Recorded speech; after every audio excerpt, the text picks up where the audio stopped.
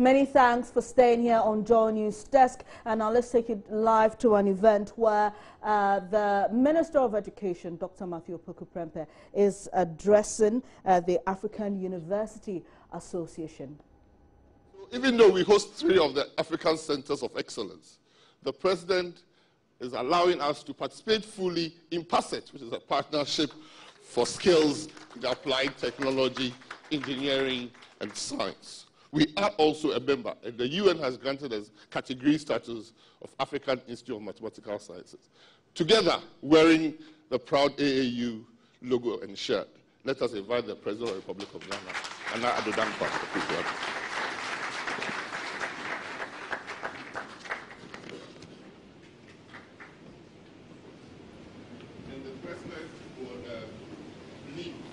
Because they have other scheduled meetings immediately after his speech. Thank you.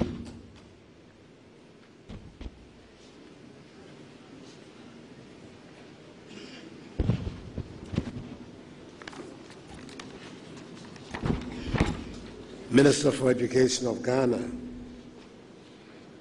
the President and Secretary General of the AAU,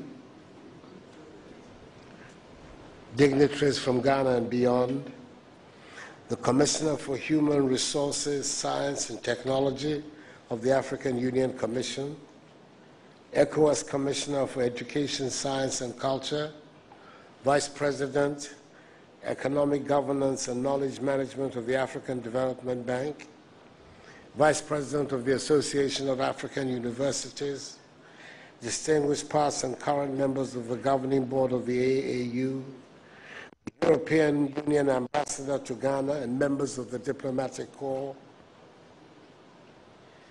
distinguished Vice Chancellors, Rectors and Presidents of African Universities, ladies and gentlemen of the media, fellow Africans, distinguished guests, ladies and gentlemen.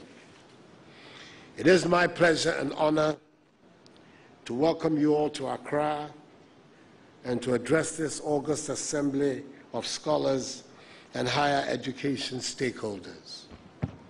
Akwaba, as you know, is our world of welcome. We're celebrating Ghana's 60th independence anniversary as you gather here for the Golden Jubilee of the Association of African Universities. The 2 events are intrinsically linked and should be celebrated together. Ghana has an unmatched role in the struggle for African unity. And it was thus not surprising that when the founding fathers of the AAU wanted a permanent secretariat, home for the secretariat of the association, they got it here in Ghana. The secretariat started life at the State House premises in Accra and was relocated to Jaulu in 1991 to make room for Ghana's hosting of the 9th Ministerial Conference of the Non-Aligned Movement in September 1991. After 25 years at Jaulu, the government and people of Ghana are proud to have completed a magnificent ultra-modern building at East Legon to give the AAU a permanent secretariat, which befits its status as the apex higher education organization in Africa. I am most relieved that it was completed in time for the AAU's Golden Jubilee celebrations. I must also add that work on the Secretary General's residence is near completion. Other provisions in the headquarters agreement include immunities and other privileges, such as exemption from income taxation for the Secretariat and senior international staff. I will revert to you on the demand for full diplomatic status, and I'm optimistic that it will be positive. In recounting the story of Ghana's relationship with the AAU, I must mention a few of the numerous Ghanaian academics who have played pivotal roles in the leadership and intellectual direction of the association. These include, but not limited to, the late Professor John Evans Fifi Atta-Mills, a contemporary of mine, is undergraduate at the University of Ghana, Legon, the former President of the Republic, who gave the presidential assent in 2010 for the construction of the new AAU Secretariat. The late Professor Alex Edum Kwapong, who was the first Ghanaian Vice Chancellor of the University of Ghana and a pioneer board member of the AAU, and through whose efforts the AAU Secretariat was relocated to Ghana. Professor George Bennett, who served as president of the AAU from 1993 to 1997. Professor Akila Kwasoya, my childhood friend and senior, who served as Secretary General of the AAU from 2003 to 2008. Professor E. Amunu Niza, former Vice Chancellor of the Kwame Nkrumah University of Science and Technology, who served on the AAU 15-member governing board in 1997. Professor John Sifa K. Ayim, also a former Vice Chancellor of the Kwame Nkrumah University of Science and Technology, who served on the AAU board in 2001.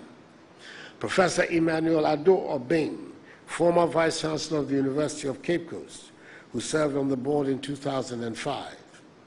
Professor Kwesi Adakwa, former Vice Chancellor of the Kwame Nkrumah University of Science and Technology, who also served on the board in 2005. Professor Jane Nana Upokwa Champo, the former and first female Vice Chancellor of the University of Cape Coast and recent Minister for Education in Ghana, who served on the board in 2009. And Professor Dominic Kupulo, former Vice Chancellor of the University of Ghana, who was elected to serve on the board in 2013 and whose term is ending in a few days' time. Distinguished ladies and gentlemen, permit me now also to pay tribute to the 34 founding universities of the then existing 46 higher education institutions in Africa, which has established the association in 1967. These institutions envisage the AAU as an organization that will bring African universities together in the same way as the then Organization of African Unity, now the African Union, had brought together newly independent African countries. From only those 34 universities, the AAU has grown in membership to almost 400 higher education institutions from 46 countries in Africa, which gives the association its continental mandate as an apex higher education body on the continent. The foundation of the AAU could not have been sustained without the active support of the newly independent African nations and organizations such as the European Union, the Economic Commission for Africa, USAID, UNESCO, the Carnegie Corporation of New York, the Fund Foundation, and US Peace Corps. It is gratifying to note that some of the earlier programs in the late 1960s, such as the Academic Staff Exchange Program, are still running at the AAU.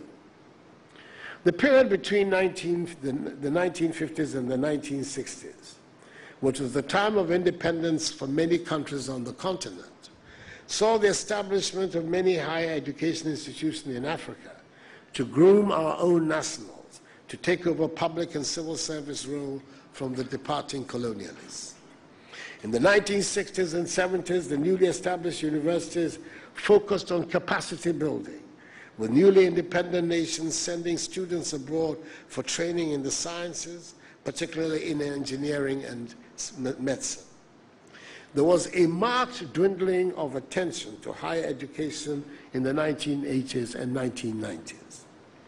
It is my view that the so-called ideological arguments of the time were simply a mask for the fact that most economies on the continent had collapsed and there was no money to fund the activities of our universities.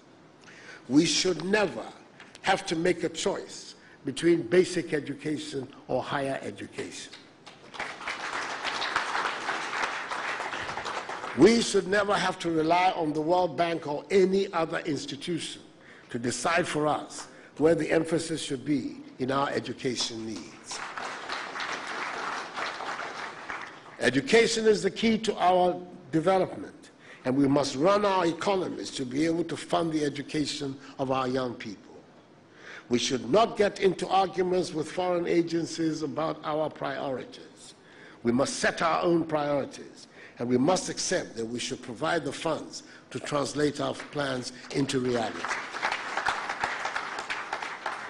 Distinguished ladies and gentlemen, when the AAU was set up, its founding fathers had great hopes about the institution working to establish strong links between universities in Africa. By and large, you have made a success of the task you were set.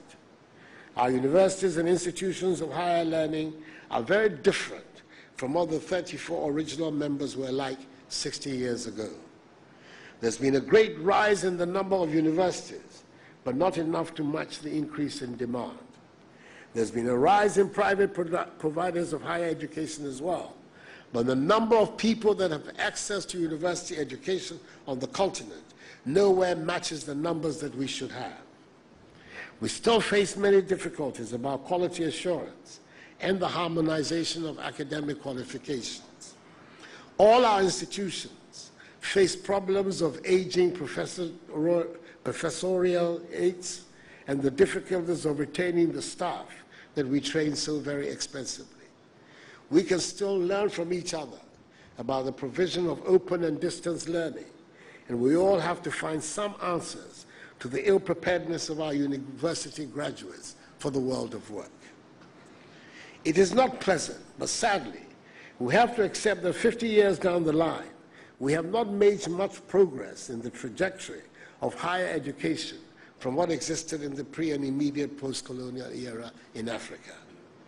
The links between African universities and the productive sectors of our economies, including small and medium-scale enterprises, remain very weak. We're not doing very well in research, and we're not doing at all well in science and engineering.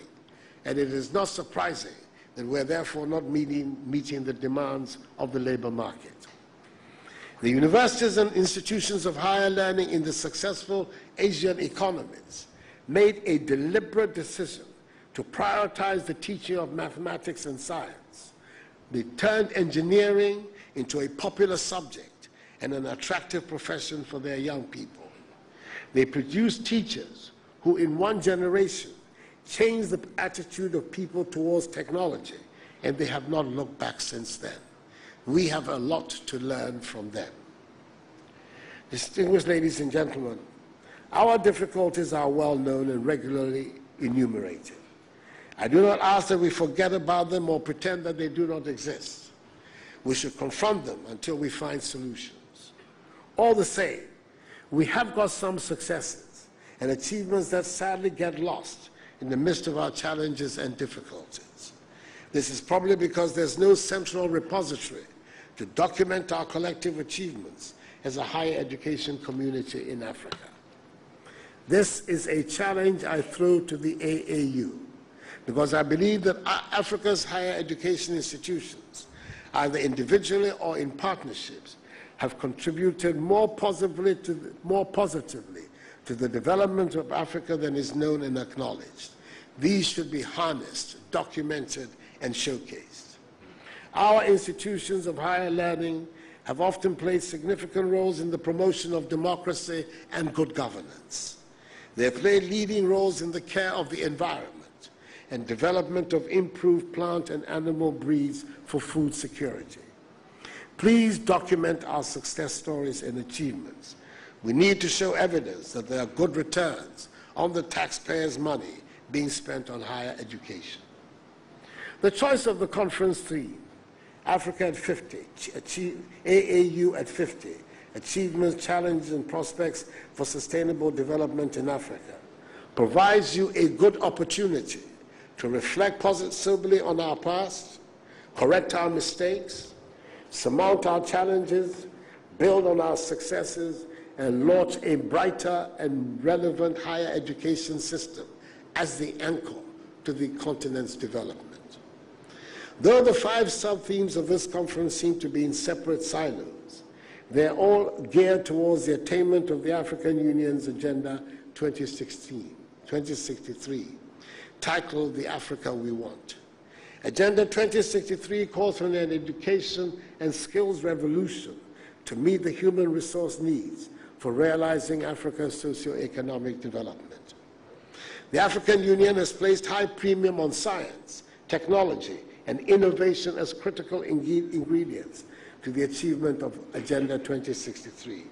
All over the world, governments encourage universities to promote technological advancement by investing public funds into research and development and stimulate linkages between academia and the private sector. We still have a lot of work to develop such policies. In most developed economies, there's legal protection for scientific and technological inventions. In Africa, most of our universities do not have patent or intellectual property rights policies because of lack of awareness. We still stick to staff promotion policies that do not encourage our academics to be innovative. It is time, ladies and gentlemen, to encourage our researchers to think big and for us to extend the protection they need for their inventions. Another important sub-theme of this conference, which is also critical to our sustainability as a continent, is graduate employability. Studies have established that investment in human resource is one venture that yields the maximum benefit to any nation. According to the State of Education in Africa Report 2015, published by the African American Institute, returns on investments in higher education in Africa are 21%, the highest in the world. While this is good news for us as a continent, we should face the very unpleasant fact that for many of our graduates, a university education no longer guarantees a job. We need to make sure that the curricula we offer are relevant to the skill needs of the job market. Our products should have transferable skills to enable them cope with the realities of the modern-day world of work. Distinguished ladies and gentlemen, we've done enough talking, and dare I say we've had enough conferences and workshops. We know what we need to do. It is time just to do it.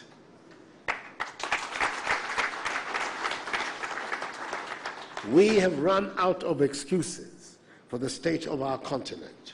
We have the manpower. We should summon the political will and make Africa work. The African Union's Agenda 2063, the Africa we want, has laid out clear implementation strategies, namely the Continental Education Strategy for Africa, CESA 2025, and the Science, Technology and Innovation Strategy for Africa, STISA 2024, as well as the renewed focus on technical and vocational education and training, TVET. In current global dispensations, where universities are becoming entrepreneurial to remain relevant, my plea to the AAU and its wide membership is to engage more with the private sector, governments and development agencies at the local, regional, continental, and global levels, and if possible, appoint representatives of these bodies on your advisory boards. As the AAU moves into the next 15 years, you can facilitate your progress faster through university, industry, government partnerships. African governments recognize your critical role in developing and promoting knowledge societies fueled by skilled human capital. We reiterate that you continue to place emphasis on youth development, inclusive and equitable education, good governance, and accountability in education management. We know the 14th General Conference is the ideal forum for such deliberations. Above all, let us not forget that the ancient origins of higher learning, whether in Alexandria, Athens, Rome, Fez, Cairo, Timbuktu, Prague, Padua, Paris, Oxford, or Cambridge, served as catalysts for advances in human civilization in philosophy, history, mathematics, arts, culture, and the sciences, which expanded the human horizon and enlarged the possibilities of human thought and action. Backed with this optimism, distinguished ladies and gentlemen, I congratulate the AAU on the occasion of its Golden Jubilee celebration and declare the 14th General Conference of the AAU duly opened. Thank you.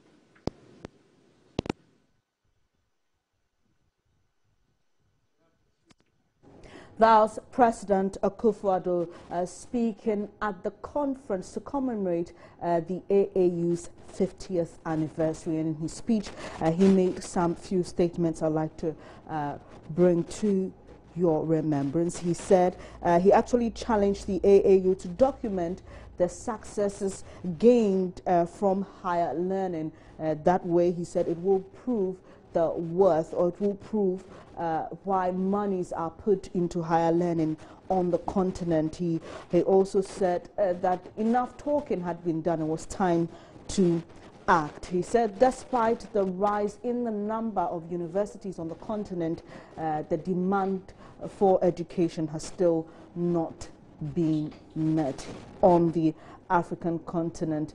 And he was coming to us from the La Palm Royal Beach Hotel. You're watching Joy News Today. We'll take a quick break. When we come back, we'll bring you more stories.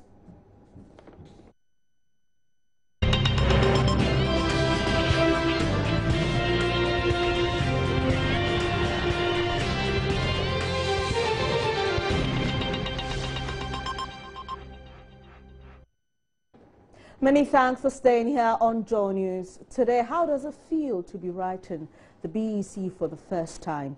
That is the story of pupils of the Dodoma Basic School, as their school is presenting its first batch of final year students in the exam this year. With no teachers and basic teaching and learning materials, how would children like those in Dodoma match up with their mates elsewhere? Here's a report by Justice Bedu. Class 10, greet. Good afternoon, sir. Good afternoon. How are you? We are fine, thank you, sir. Sit down. Thank you, sir. Last pep talk before the D-Day. These are final year students of the Dodoma Basic School in the Wa West District preparing for their basic education certificate exams. They are the first batch of students going to write the exam since their school began. For many of them, this is the biggest day in their lives. I have problem in social studies.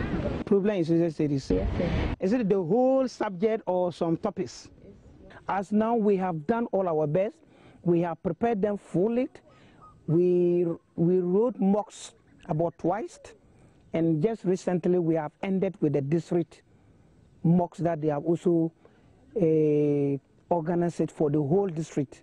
So we have just finished that one. So we are confident that to know that at this moment, the students, they are also going to participate with those who are also staying in city. Government has recently put up new structures for the school, and its pupils are on the National School Feeding Program, which provides one hot meal a day for poor children who couldn't afford to buy food before, so they can stay in school. But the school is still heavily challenged. Teachers refuse postings to the community. Dodoma itself has no road network, cutting it off from other villages around it. There's no health facility, mobile telephony network, and no electricity. Change of lesson, please. As night falls, so do dreams of many of the young people going to write the BECE.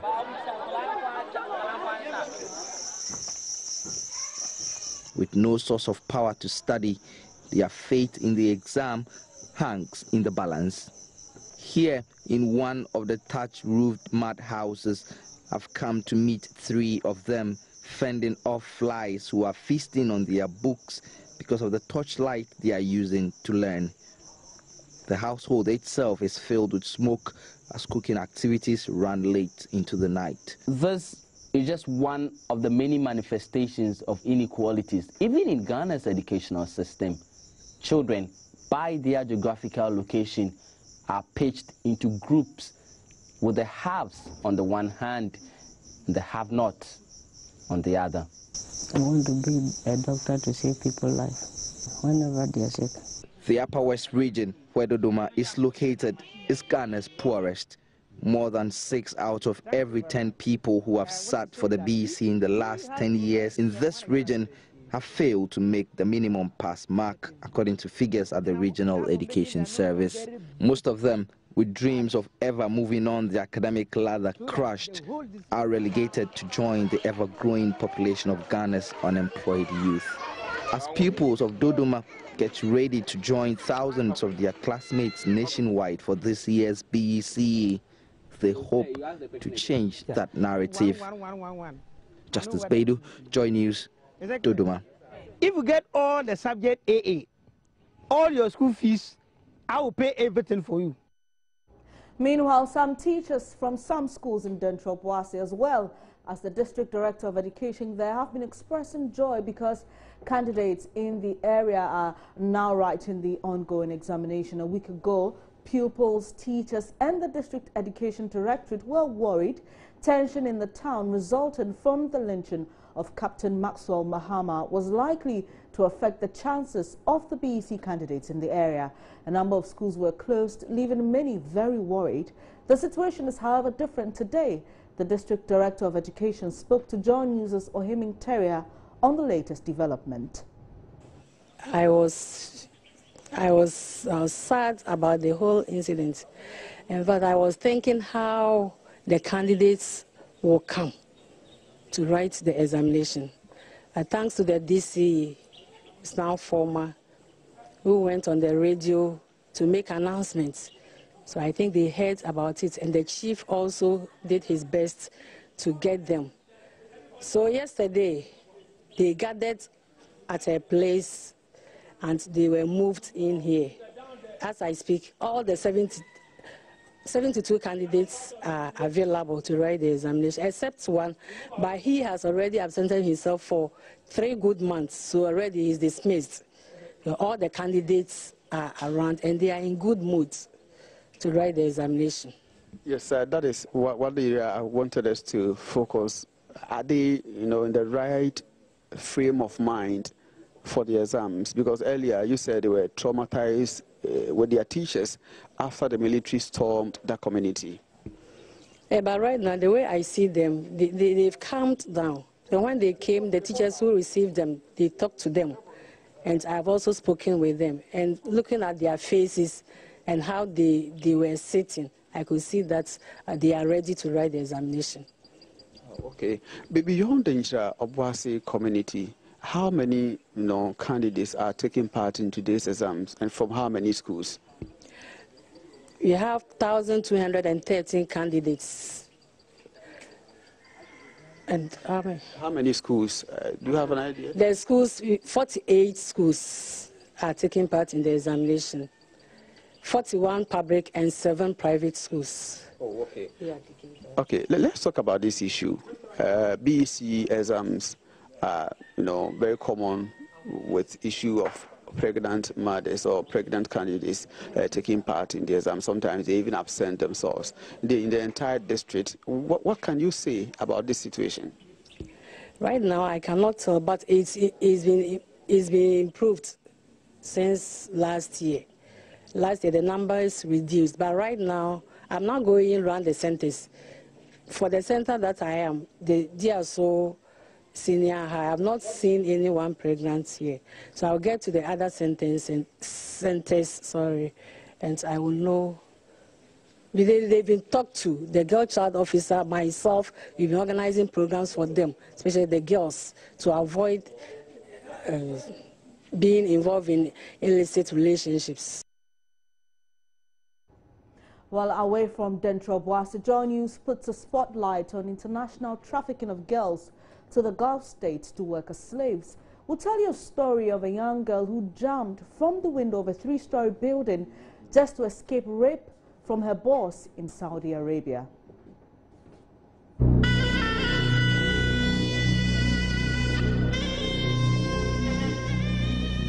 If you are working there, they will be trying to have sex with you. They will do that and they will kill you again.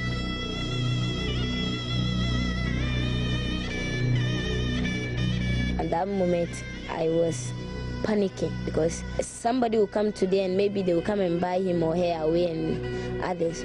The depot center is like prison. If you are sick, there's no medicine for you. A desperate call from a desperate Ghanaian in a foreign land. ye gum ye doso kana for ye doso wa ye doso dwane kra mo ma epini edi nso kra enye binia no ye egu nyina mo na ne yare omo ye ne omo da omo ye bu omo kasa omo ne obeda na sa kasa omo no omo nda na omo abu omo fa won ko hospital ko office ko kra omo won won kasa omo say go and work ne see for they don't allow you to use phone ye pa mo chawon boy. She's in a detention camp in Saudi Arabia and wants to be free. Yeah, papa, you work at your kuni at twice. Uto me cancer, who baby a walk.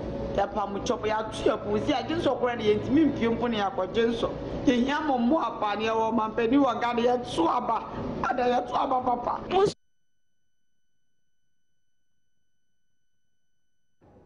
The full documentary Gold in the Gulf is airing on Joy News channel on Multi TV tonight at 6:30 p.m. and on Thursday on Joy FM during the Super Morning Show.